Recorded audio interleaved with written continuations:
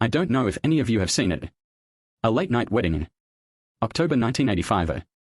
I just graduated. I found a job as a volunteer teacher in Guangzhou. Because it was really early in the school year. Have more things to do. It was late at night and I was still correcting my homework. The heavy work made me tired.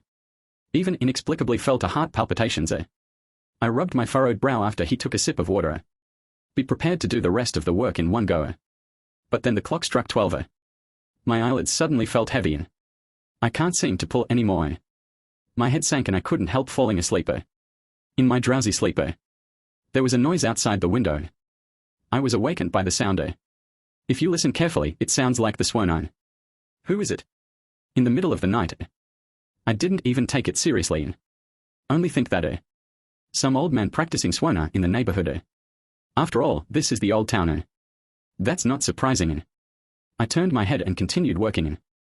But the voice went on and on and on and on and on. And the swan sound seemed to be getting closer and closer to me. There was a sound of hurried footsteps. This chaotic sound in the silence of the night. It's incredibly clear. I can't stand being annoying anymore. Got up and walked out the window. To see who's bothering people in the middle of the night. But when I opened the window, I was stunned. The streets are foggy at night for some reason. And out of the mist a group of people had come slowly. It is they who sound the swan and footsteps. Walking in front. It's two guys in red playing swan. This is actually a team to greet the bride. But they did not feel at all festive. I mean, it's kind of weird. The procession moved on. The picture gradually became clear through the mist.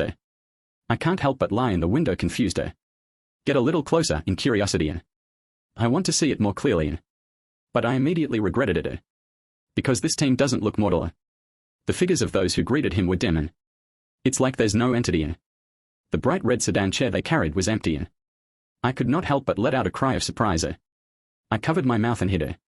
For fear of alarming them. I was shaking and breaking out in a cold sweat. And the sound outside suddenly stopped.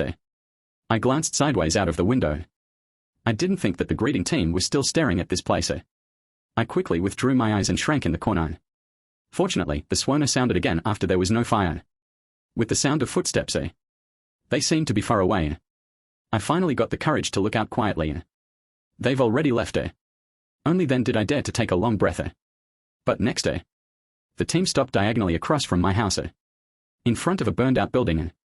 Then their figures grew fainter and fainter in the riddle. Until it disappears. Looking at the burnt ruins. It just came to me. By the way, today is the 7th day. Don't look at it now as a pile of rubble. 7 days ago, actually. This is still the famous Guangzhou. A time-honored restaurant with a long history. Became a pig that night. There is a newly married couple in the pig building. There was a wedding reception on the 3rd floor. The scale is rare. The 3rd floor was full of guests. The accident soon came. While the guests were savoring the wedding dishes. From the stairs came an anxious cry. Then a man rushed forward in a panic. Dancing and shouting that it was on fire. The reputation was heard by all. The food at the top of the stairs has spread. Smoke blocked the whole junction. Look out the window again. The red light flashed and you could tell the fire was raging. Suddenly the scene was a mess. Screams and cries and screams are not sterilized. Like hell on earth. When the fire trucks arrived to put out the fire, the whole restaurant was reduced to rubble. Old Canton knows that. In the 1980s, Guangzhou was very prone to power outages. Because it uses too much electricity. There was a power outage at the wedding reception. So the boss was at the bottom of the stairs on the 1st floor. Set up a generator. But it was the generator that caused the tragedy. He caught fire for unknown reasons. Set fire to the stairs of the boarding house. And poisoned everyone's way out. After discovering the identity of the escort team, I was so scared that I shivered under the covers. He didn't stick his head out until dawn. Word got out quickly about that night. It's not that I have a big mouth. It's because of the whole street. Over 100 people saw the creepy escort.